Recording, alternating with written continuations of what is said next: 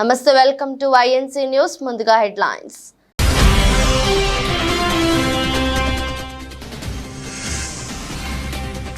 ఇటలీలో Rishi Sunak, Macron, జెలెన్స్కీలతో ప్రధాని నరేంద్ర మోదీ భేటీ. ప్రపంచ నేతలతో వరుస భేటీలు.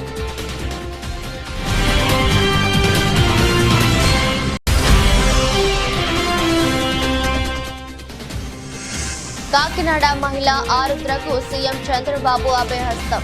ఆరుద్ర కుమార్తె ఆరోగ్య ఖర్చులకు 5 లక్షలు సాయం ప్రకటించిన సీఎం.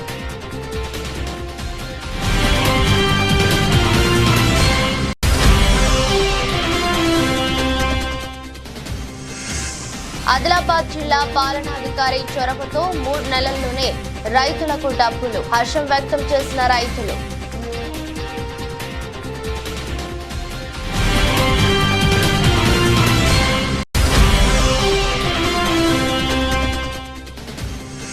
వైఎస్ఆర్ కాంగ్రెస్ పార్టీ ఎంపీలతో సమావేశమైన వైఎస్ఆర్సీపీ అధినేత. భవిష్యత్తు కార్యాచరణపై జగన్ తమ పార్టీ ఎంపీలతో చర్చించినట్టు సమాచారం.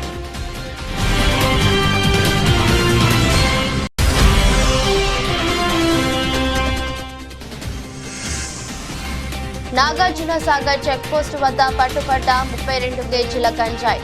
హైదరాబాద్ నుండి మాచర్ల వైపుగా తరలిస్తుండగా స్వాధీనం చేసుకున్న పోలీసులు.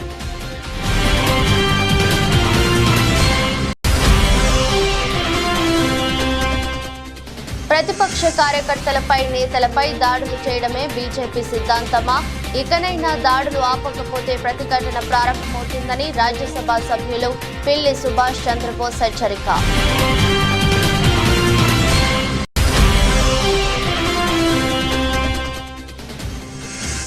T20 ప్రపంచ కప్ సూపర్ 8కి చేరిన ఆఫ్ఘనిస్తాన్ కు ఎదురు దెబ్బ. జట్టుకు దూరమైన మిస్టరీ స్పిన్నర్.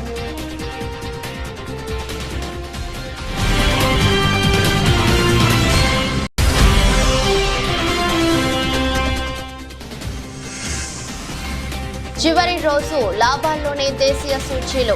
181 పాయింట్లు ఎగపాకిన సెన్సెక్స్.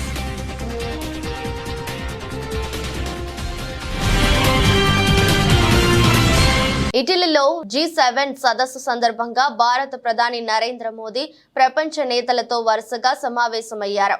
బ్రిటన్ ప్రధాని రిషి సునాక్, ఫ్రాన్స్ అధ్యక్షుడు ఇమాన్యుయల్ మెక్రాన్, ఉక్రెయిన్ అధ్యక్షుడు వోలోదిమిర్ జెలెన్స్కీలతో విడివిడిగా భేటీ అయ్యారు. ఈ సమావేశాలకు సంబంధించిన వివరాలను మోదీ సోషల్ మీడియాలో పంచుకున్నారు. మా స్నేహితుడు మెక్రాన్ తో సమావేశం అద్భుతంగా జరిగింది. ఈ ఏడాదిలో ఇది మాకు 4వ భేటీ. భారత్ ఫ్రాన్స్ సంబంధాల బలోపేతానికి మేమిచ్చే ప్రాధాన్యతకు ఇది నిదర్శనం. రక్షణ రంగం, భద్రత, టెక్నాలజీ, AI, సముద్ర ఆధారిత ఆర్థిక వ్యవస్థ తదితర రంగాలపై ఇరువురం చర్చించుకున్నాం. వచ్చే నెలలో ప్యారిస్ ఒలింపిక్స్ ప్రారంభం కానున్న నేపథ్యంలో మెక్రాన్ కు శుభాకాంక్షలు తెలియజేశానని వివరించారు. ఇక బ్రిటన్ ప్రధాని రిషి సునాక్ తో సమావేశం ఆహ్లాదకరంగా సాగిందని మోదీ వెల్లడించారు. ఎన్డీఏ ప్రభుత్వం 3సారి అధికారంలోకి వచ్చిన నేపథ్యంలో బ్రిటన్ తో సంబంధాలు, వ్యూహాత్మక భాగస్వామ్యం బలోపేతానికి మా చిత్తశుద్ధిని సునాక్ ఎదుట పునరుద్ఘాటించాను. సెమీ కండక్టర్లు, టెక్నాలజీ, వాణిజ్యం తదితర రంగాల్లో పటిష్ట సంబంధాలకు గొప్ప అవకాశాలు ఉన్నాయి. రక్షణ సంబంధాలను కూడా మరింత దృఢత్వరం చేసుకునేందుకు నేను రిషి సునాక్ చర్చించుకున్నామని మోదీ వెల్లడించారు. ఉక్రెయిన్ అధ్యక్షుడు జెలెన్స్కీతో మోదీ సమావేశానికి ఇరు దేశాల అధికారులు కూడా హాజరయ్యారు. జెలెన్స్కీని ఆలింగనం చేసుకున్న మోదీ ఆత్మీయంగా వీపు తట్టారు. అనంతరం ఇరువురు అనేక అంశాలపై చర్చించుకున్నారు. ముఖ్యమంత్రి నారా చంద్రబాబు నాయుడిని కాకినాడకు చెందిన ఆరుద్ర అనే మహిళ కలిశారు. వెలగపూడి సచివాలయంలో సీఎం చంద్రబాబును తన కుమార్తెతో వచ్చి కలిశారు. కాకినాడకు చెందిన ఆరుద్ర గత ప్రభుత్వ హయాంలో తాను ఎదుర్కొన్న సమస్యలు, వేధింపులకు ముఖ్యమంత్రికి వివరించారు. తన కుమార్తె సాయి లక్ష్మి చంద్రకు వెన్నులో కణిత ఏర్పడటంతో తీవ్ర అనారోగ్యం పాలైందని సీఎం దృష్టికి తీసుకొచ్చారు. గతంలో బిడ్డ వైద్య ఖర్చుల కోసం తన ఆస్తులు అమ్ముకునే ప్రయత్నంలో తనకు ఎదురైన కష్టాలను ఆమె వివరించారు. అమలాపురంలో తన స్థలం విక్రయంలో ఇప్పటికీ ఇబ్బందులకు గురిచేసి కోర్టుల చుట్టూ తిప్పుతున్నారని సీఎం ఎదుట ఆవేదన వ్యక్తం చేశారు. ఆరుద్ర సమస్యలపై స్పందించిన సీఎం కుమార్తె సాయి లక్ష్మి చంద్రకు 5 లక్షల ఆర్థిక సాయం ప్రకటించారు. వైఎస్ఆర్ కాంగ్రెస్ పార్టీ అధినేత జగన్ వైసీపీ ఎంపీలతో సమావేశమయ్యారు. వైసీపీ లోక్సభ, రాజ్యసభ ఎంపీలు ఈ సమావేశంలో పాల్గొన్నారు. విజయసాయి రెడ్డి, వైవి సుబ్బారెడ్డి, పిల్లి సుభాష్ చంద్రబోస్, మిథున్ రెడ్డి, అవినాష్ రెడ్డి, గురుమూర్తి, పరిమల్, నత్వాని తదితరులు ఈ సమావేశంలో పాల్గొన్నారు. భవిష్యత్తు కార్యాచరణపై జగన్ తమ పార్టీ ఎంపీలతో చర్చించినట్టు తెలిపారు. ఈ సమావేశంలో రాష్ట్ర ప్రభుత్వ మాజీ సలహాదారులు సజ్జల రామకృష్ణారెడ్డి కూడా పాల్గొన్నారు.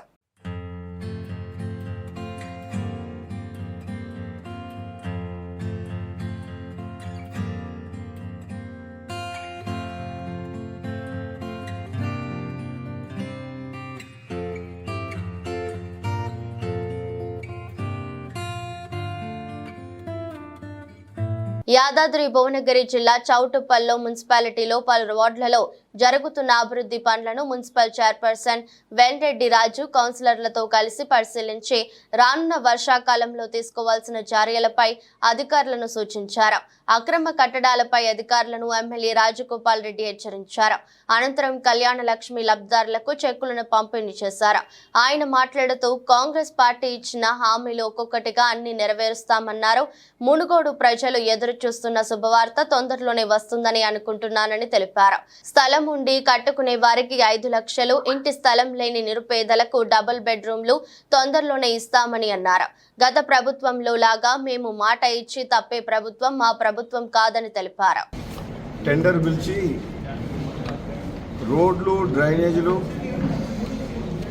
హాస్పిటల్ బిల్డింగు, మార్కెట్ యార్డ్ అసంపూర్తిగా కంప్లీట్ రిక్వైర్మెంట్ తగ్గట్టు ప్లాన్ చేయలేదు. గతంలో కూడా ఒకసారి నేను ఎమ్మెల్యే గెలిచిన తర్వాత కూడా వాటిని అన్నింటినీ కూడా నేను పర్యవేక్షించడం జరిగింది క్లోజ్గా. మధ్యలో మళ్ళీ పార్లమెంట్ ఎన్నికలు వచ్చి ఎలక్షన్ కోడ్ వచ్చింది కాబట్టి అధికారులందరూ కూడా అందుబాటులో లేకపోవడం వల్ల ఎలక్షన్ కోడ్ అయిపోయిన తర్వాత మళ్ళీ ఒకసారి ఏదైతే ఆన్ గోయింగ్ వర్క్స్ వాళ్ళు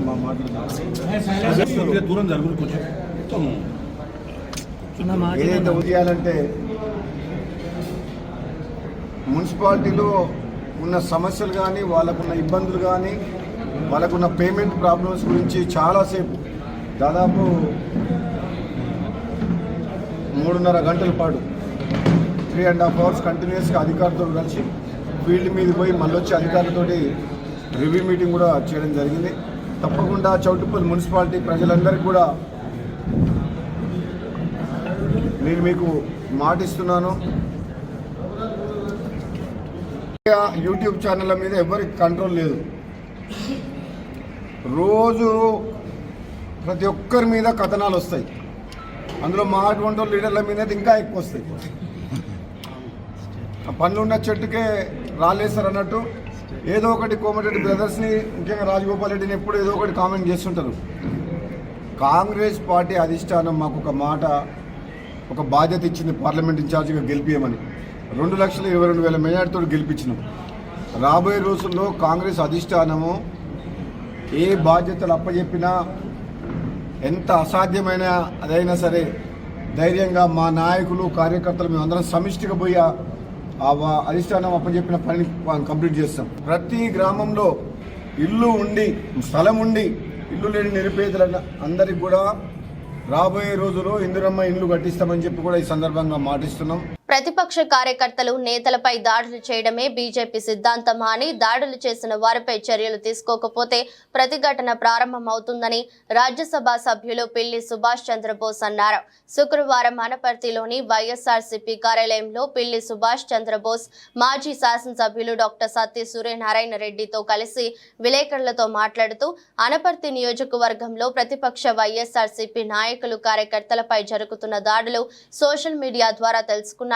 దాడులు జరిగిన తీరు చూస్తుంటే అసలు దాడులు చేస్తున్న వారికి మానవత్వం ఉందా అని, ఎన్నికలంటే జయాపజయాలు సహజమని, సోషల్ మీడియాలో కామెంట్లు అనేది సహజమని, విమర్శ ప్రతి విమర్శ సహజమని, ఇటువంటి వాటిని ఆధారం చేసుకుని దాడులకు పాల్పడడం ఎంతవరకు సమంజసమని, అనపర్తి నియోజకవర్గంలో మొట్టమొదటిసారిగా బీజేపీ పార్టీ ఎమ్మెల్యే గెలిచారని, బీజేపీ గెలిస్తే ప్రతిపక్ష పార్టీ నాయకులపై దాడులు ఇంత క్రూరంగా చేస్తారని, క్రూరంగా దాడులు జరిపించడమే బీజేపీ సిద్ధాంతమా అని అడిగారు.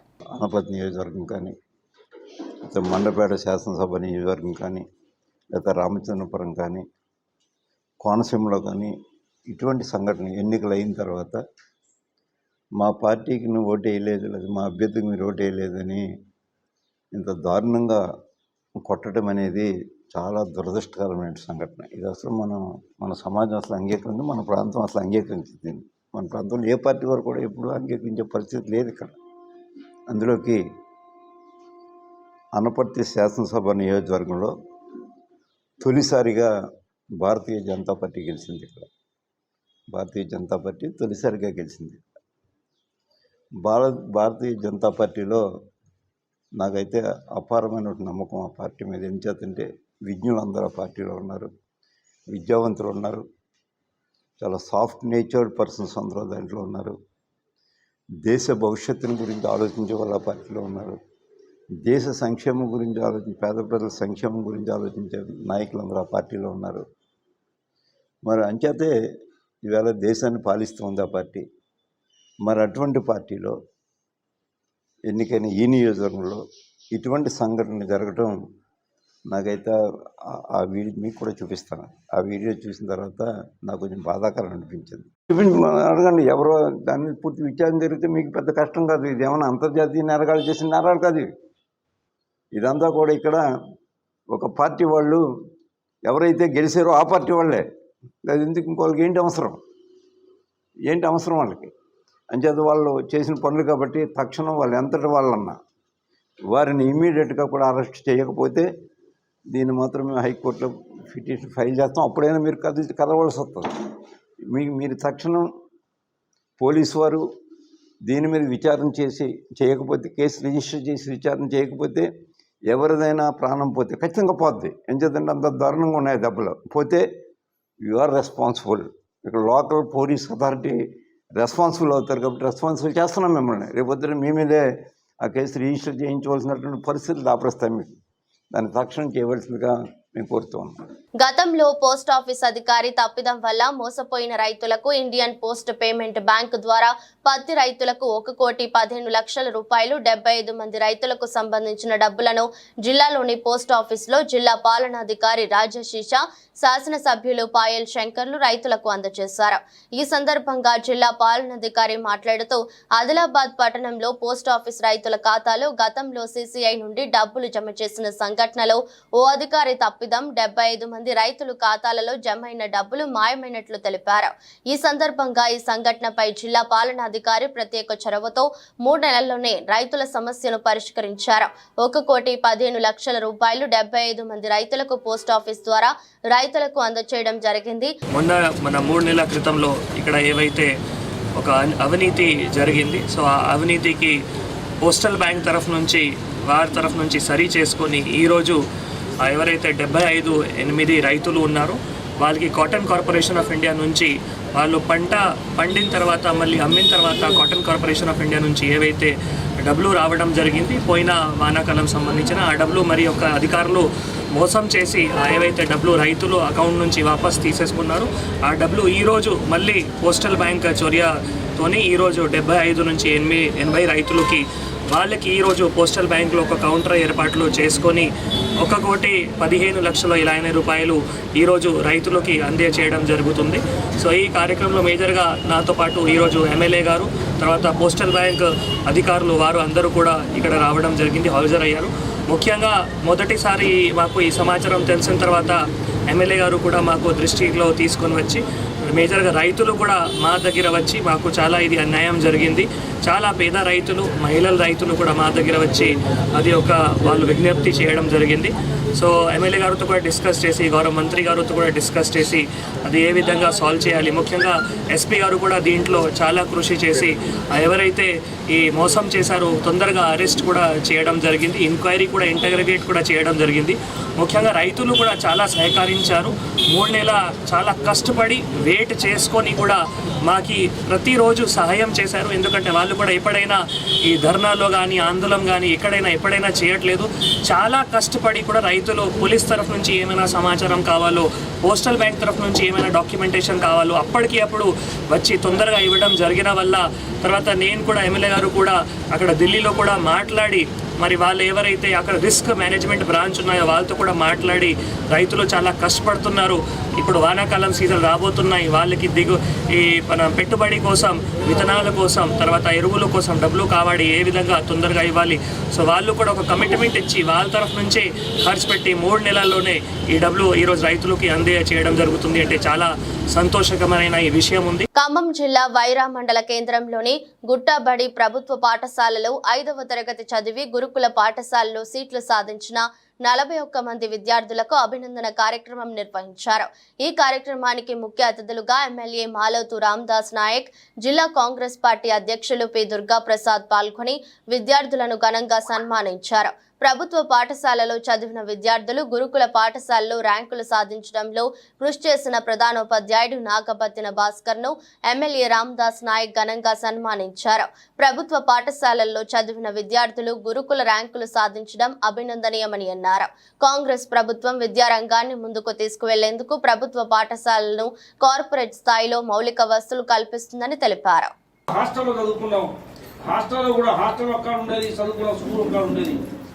ఇంటర్మీడియట్ వరకు నడిచే చదువుకున్నాం. ఈరోజు ఆ పరిస్థితి లేదు. పిల్లల కాలు కూడా మట్టి అంటకుండా తల్లిదండ్రులు చదివిస్తున్న పరిస్థితులని, ఆటోలని, బస్సులని, అవన్నీ లేకపోతే సైకిల్ మోడలని ఇలాంటి సౌకర్యం వచ్చింది. కాబట్టి పిల్లలు పెద్దలు చెప్పారు, అందరినీ ఉదాహరణలో తీసుకోవాలి.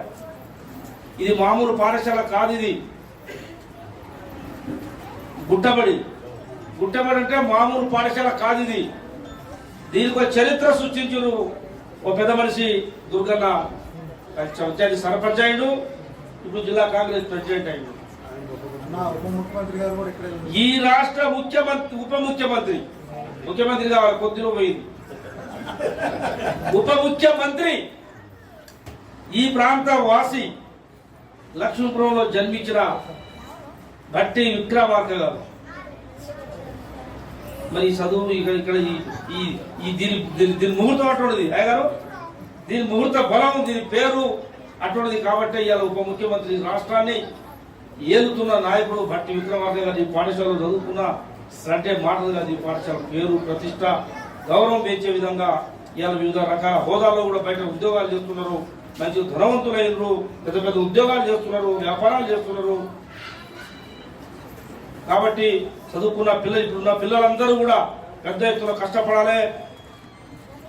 ఇవాళ డబ్బులు ఎన్ని భూములున్నా ఈ ఆస్తులు కావు, చదువే మనకు పెద్ద ఆస్తి. తల్లిదండ్రులు కూడా ప్రధానంగా మనవి చేస్తా ఉన్నా, పిల్లల్ని చదివిస్తే మీరు వాళ్ళకు ఒక 10 ఎకరాలు 20 ఎకరాలు ఇచ్చినట్టే. వాళ్ళని కష్టపడి ఇబ్బంది పడి గట్టిగా చదివించాలని మీ అందరికీ మనవి చేస్తూ, అన్ని విషయాలు మనం సీతారామరావు చెప్పాడు, దుర్గాన చెప్పాడు. కాబట్టి మేమందరం కూడా ప్రభుత్వ పాఠశాల చదివి వచ్చిన వాళ్ళమే.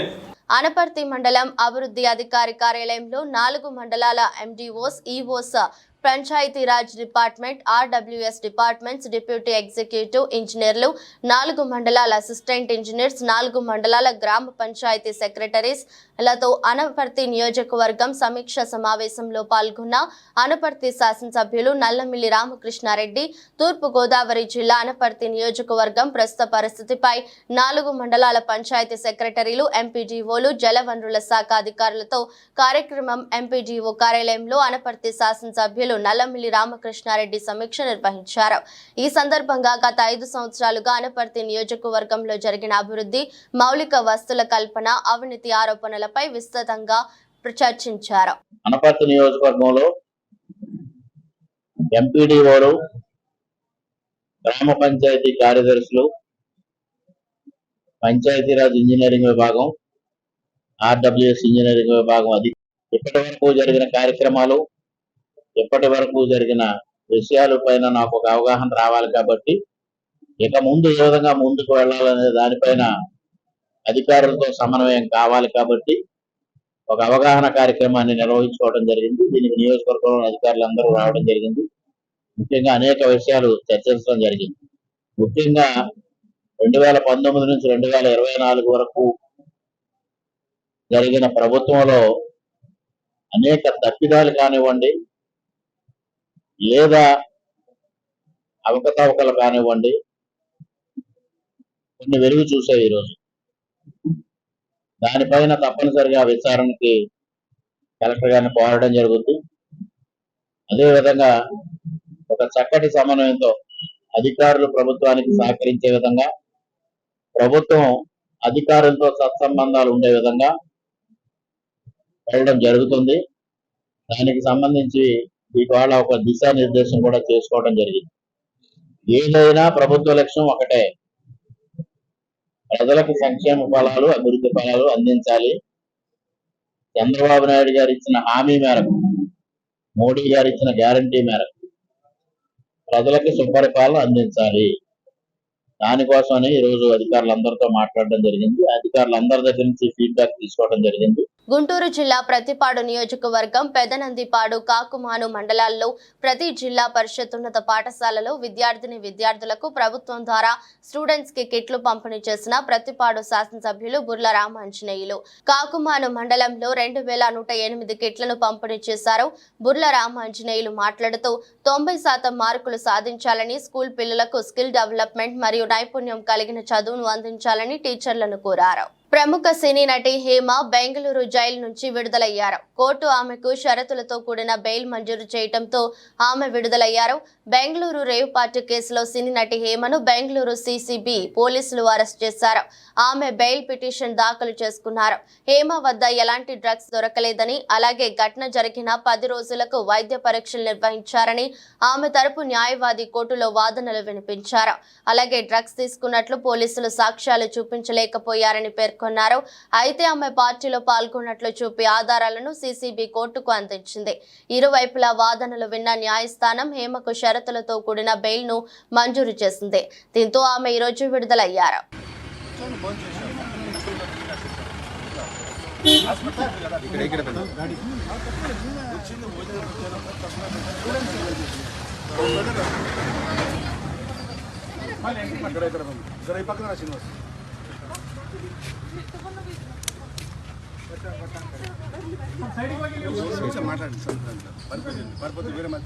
అసలు వీళ్ళకి చెప్పాల్సిన అవసరం ఏముంది మనకి? అంతే. పెరిగి పెద్దయి బాధ్యతలను మోస్తున్న పెద్దవాళ్ళనైనా యువత అయినా ఏదో ఒక సందర్భంలో చిన్నతనమే బాగుందని అనుకుంటాం. అలా అనుకోవటం కూడా నిజమే. ఎలాంటి పొరపచ్చాలు, అడ్డుగోడలు, బాధలు లేకుండా స్నేహితులతో కలిసి సరదాగా గడిపే బాల్యమే ఎంతో గొప్పది. ఈ పాయింట్ ను బేస్ చేసుకొని రూపొందుతున్న చిత్రం కమిటీ కుర్రోళ్ళు. నిహారిక కొన్నిదెల సమర్పణలో pink elephant pictures, LLP, Sri Radha Damodar studios banners పై రూపొందుతున్న ఈ సినిమాకు యదు వంశీ దర్శకుడు. పక్కా ప్లానింగ్ తో మేకర్స్ అనుకున్న సమయానికి కన్నా ముందే సినిమా షూటింగ్ ను పూర్తి చేసిన విషయం. ప్రస్తుతం సినిమా పోస్ట్ ప్రొడక్షన్ కార్యక్రమాల్లో బిజీగా ఉంది. త్వరలోనే విడుదలకు సిద్ధమవుతుంది. ఈ నేపథ్యంలో చిత్ర యూనిట్ కమిటీ కుర్రోళ్ళు టీజర్ విడుదలైంది. ప్రముఖ హీరో నితిన్ సోషల్ మీడియా వేదికగా టీజర్ ను విడుదల చేసి చిత్ర యూనిట్ కు అభినందనలు తెలిపారు. అద్వితీయమైన అటవీ తీరులో ఈసారి T20 ప్రపంచ కప్ సూపర్ 8కు చేరిన ఆఫ్ఘనిస్తాన్ జట్టుకు ఎదురు దెబ్బ తగిలింది. మిస్టరీ స్పిన్నర్ ముజిబుర్ రెహమాన్ గాయం కారణంగా జట్టుకు దూరం అయ్యాడు. ఇండియన్ ప్రీమియర్ లీగ్ లో చేతి వేలికి ఆయన గాయం మరింత పెద్దది కావడంతో T20 ప్రపంచ కప్ లోని మిగతా మ్యాచ్లకు అందుబాటులో ఉండడం లేదు. దీంతో అతడి స్థానాన్ని పొట్టి క్రికెట్ లో షాట్లతో చెలరేగిపోయే హజ్రతుల్లా జాజాయితో భర్తీ చేశారు. ఐసీసీ టెక్నికల్ కమిటీ అనుమతినివ్వడంతో ముజిబుర్ రెహమాన్ స్థానాన్ని ఆఫ్ఘనిస్తాన్ భర్తీ చేసింది. ఉగాండాతో జరిగిన ప్రారంభ మ్యాచ్లో మాత్రమే ముజిబుర్ ఆడాడు. 3 ఓవర్లు వేసి ఓ వికెట్ తీసుకున్నాడు. ఇక left arm wrist spinner Noor Ahmad ఇప్పుడు ముజిబుర్ పాత్రను పోషించనున్నాడు. నూర్ ఇప్పటికే 2 మ్యాచ్లు ఆడాడు. పాపువా న్యూగినియాలో జరిగిన మ్యాచ్లో 4 ఓవర్లు వేసిన నూర్ 14 పరుగులు మాత్రమే ఇచ్చి 1 వికెట్ తీసుకున్నాడు.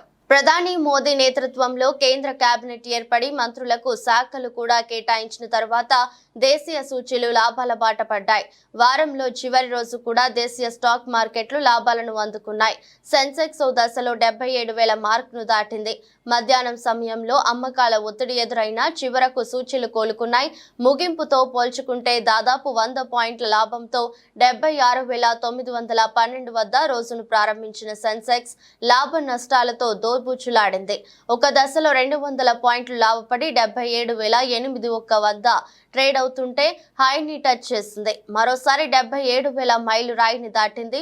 అయితే గరిష్టాల వద్ద మదుపర్లు లాభాల స్వీకరణకు దిగడంతో 450 పాయింట్లకు పైగా కోల్పోయి 76,549 వద్ద ట్రేడ్ అవుతుంది. కనిష్టానికి చేరుకుంది. చివరకు 181 పాయింట్ల లాభంతో 76,992 వద్ద రోజును ముగించింది. ఇక నిఫ్టీ 66 పాయింట్ల లాభంతో 23,465 వద్ద స్థిరపడింది. వార్తలు ముగించే ముందు మరోసారి హెడ్లైన్స్.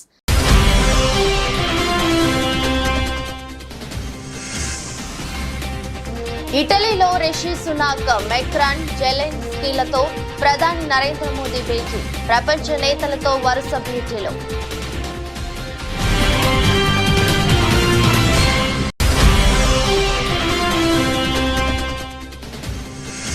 కాకినాడ మహిళ ఆరుద్రకు సీఎం చంద్రబాబు అభయహస్తం. ఆరుద్ర కుమార్తె ఆరోగ్య ఖర్చులకు 5 లక్షల సాయం ప్రకటించిన సీఎం.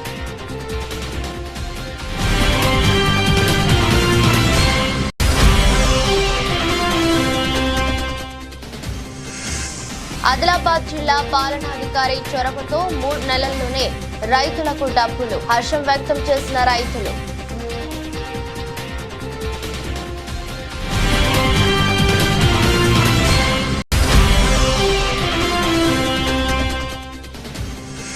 వైఎస్ఆర్ కాంగ్రెస్ పార్టీ ఎంపీలతో సమావేశమైన వైఎస్ఆర్సీపీ అధినేత. భవిష్యత్తు కార్యాచరణపై జగన్ తమ పార్టీ ఎంపీలతో చర్చించినట్టు సమాచారం.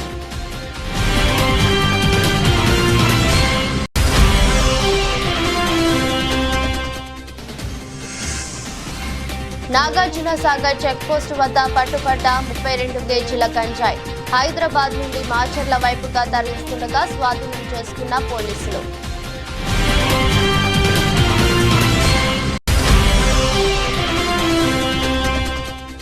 ప్రతిపక్ష కార్యకర్తలపై, నేతలపై దాడులు చేయడమే బీజేపీ సిద్ధాంతమా? ఇకనైనా దాడులు ఆపకపోతే ప్రతిఘటన ప్రారంభమవుతుందని రాజ్యసభ సభ్యులు పిల్లి సుభాష్ చంద్రబోస్ హెచ్చరిక.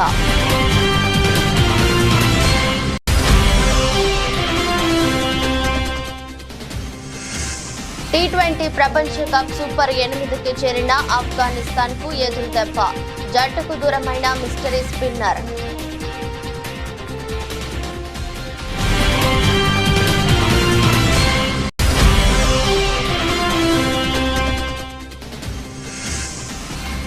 చివరి రోజు లాభాల్లోనే దేశీయ సూచీలు. 181 పాయింట్లు ఎగపాకిన సెన్సెక్స్.